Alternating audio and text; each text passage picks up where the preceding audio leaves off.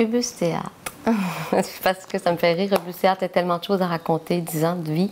C'est beaucoup de choses qui sont arrivées depuis 10 ans, mais j'ai le goût de remonter complètement en arrière, le 26 juillet 2004, quand on était sur la promenade de Tadoussac et qu'on a présenté la première pièce qui s'appelle Le Périple, qui est l'histoire de mon père, parce que toute cette histoire-là est partie d'un autobus qui avait acheté du temps de son vivant et qui n'a pas pu réaliser son rêve d'amener les touristes de la région, de la Haute-Côte-Nord et Tadoussac sur les terres qui avaient été comme son second pays en quittant le Liban.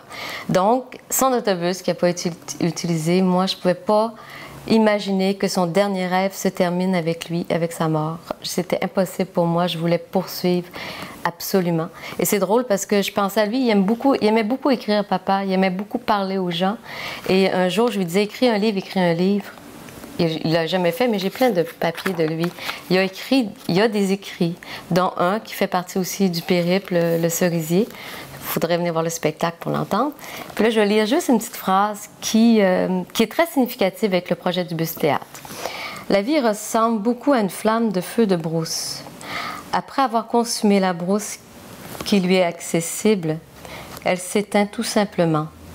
Pour que la flamme ravage une autre brousse à nouveau, il faut allumer une autre flamme. C'est tout à fait ce que j'ai fait. C'est que j'ai pris son véhicule et j'ai poursuivi son rêve.